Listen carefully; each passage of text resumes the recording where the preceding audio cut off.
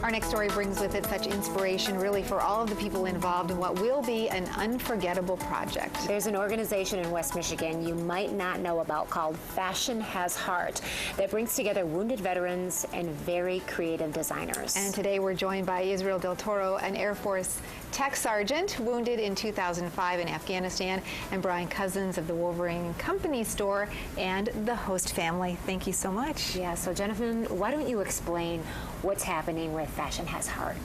Fashion Has Heart is so fitting for Grand Rapids itself. There's, when we look at fashion and artists and things like Art Prize going on, it was a way to help soldiers that have been injured in combat to be able to come and have their voices heard. And so it started out with Corporal Josh Hoffman's series, where they created t-shirts. He was paired up with a local designer here, paired up, created that t-shirt. And right now, we're doing that with one servicemen and women from each of the branches. So it's pretty neat to be able to do that right here in Grand Rapids. They're going to be an Art Prize exhibit and an Art Prize artist.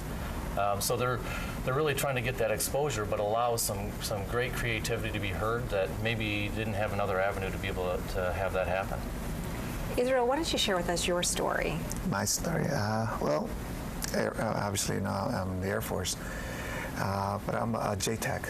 I call it Air Strikes for Special Operations. And the day I got hurt was in Afghanistan, December of '05. We were ambushed. I was in a truck. And of course, the IED exploded underneath me. But I took worst of the blast, got out of my truck, and when I got out, I was on fire from head to toe.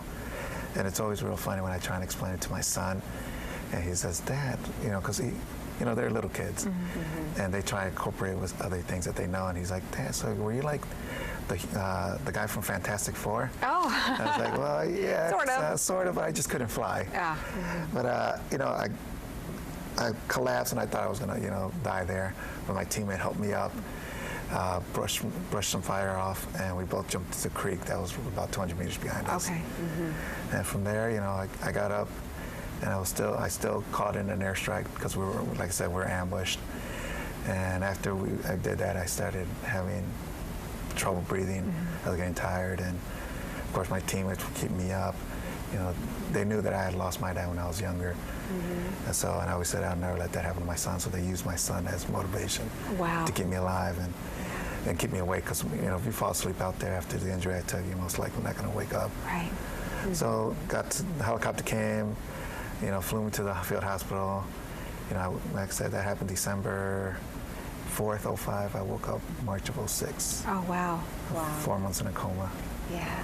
So you've had quite a long recovery, and this has to be a step in that. Fashion Has Heart. Why are you participating in this, and what are you hoping to say or statement to make? Well, for me, it's that they contacted me and asked, if I wanted to participate in this, and of course, it's something you never thought you'd do, just like never think you're going to get blown up. Right. But I was like, I'm coming in with an open mind. The most creative thing I've ever done was, design my tattoos that I get on me. So this would be a new, interesting venture for me.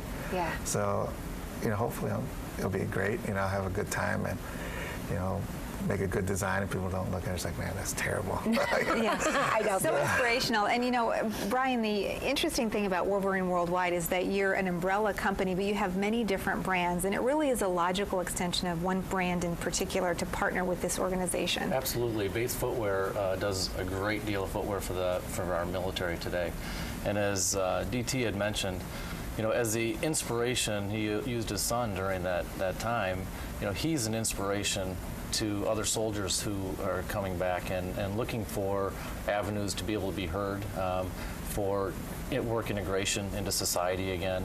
And Bates really just felt that was just a natural extension to them. And so today we're actually, when we leave here, we're running up to the corporate office, our home office, and each of the servicemen and women are designing a boot with the Bates designers that will be actually displayed at Art Prize. And then there will be one inspirational boot created that will be sold as a limited edition. So it's pretty exciting, and I think it's neat. This evening we're going to be at the Grand Rapids Ballet. it's a great way, one, not only to help support an amazing cause that with incredible people that can inspire a great deal of people, but also it's a way to be able to meet these servicemen and women. What do you think about that? You know, you see the world of art and creativity melding here with the military, two very different worlds coming together for something that's going to benefit both.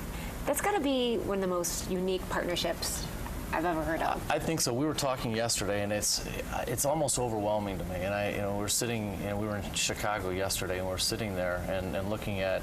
I'm fortunate to be able to host Israel at our home with my family, and I want tonight to be, people to have that ability to be able to meet them. But we were sitting in a cafe, and tears almost come to my eyes because it's overwhelming to know what people have done for you and I, and. As hard as it is and maybe overwhelming to you guys, there's no other way that we can say thank you enough for what you guys have done for us. And it's so humbling to hear them. It was just part of my job, but it wasn't. You didn't have to do the things that you're doing, and you chose those for us. And we greatly appreciate that. We really do. Yes, thank you, Israel. That's right. The brave men and women who every day, right this very minute, are putting their lives on the line to protect our freedom. So thank you so much. I grew up in a military family, so an Air Force family, so I sort of feel a little kindred spirit in this Smart with you. family there. Yeah. Absolutely. So what's your like now? Are you still on active duty? I am. February of 2010, I became the first 100% disabled airman ever to re-enlist in the Air Force. Wow. So I'm continuing serving. I'm an instructor for my career field, where guys that want to come into special operations got to go through this NDAC, we call it. Yeah. Kind of weed out the guys that aren't ready, that aren't kind of the weak guys. So I'm out there running with these guys. I'm out there rucking. Rucking, if you don't know, is you put about a 50-pound rucksack or backpack on, and you go out for a couple miles. Keep it certain I can't pace. imagine a better trainer, because you go through that in Exactly training right. so that you're prepared for to survive a situation like you did. And it was funny, when I was trying to come in, of course there's people like, is this the first guy we want these trainees to see when they come into this career field? And my thing was, you know what, these guys see me and see the reality of what the job is and still want to do this job. It's a guy I totally want in my career field. Yeah. Yeah, Fantastic. next to you in the trenches. So you're stationed in San Antonio, Texas. Welcome to West Michigan. We hope Thank that you. the whole community welcomes you with open arms, and we're very excited about what you're doing. Oh, thank you, ma'am. Thank you. Yeah, we hope everybody comes down and meets. Tonight at the Grand Rapids Absolutely. Ballet. That's right, and of Fundraiser for course, Fashion Has Heart. Looking forward to Art Prize for yet Yes, another reason. exciting. Thanks, Yeah. you guys. Thank Thank you. Thank you. We'll be right back. Are you West?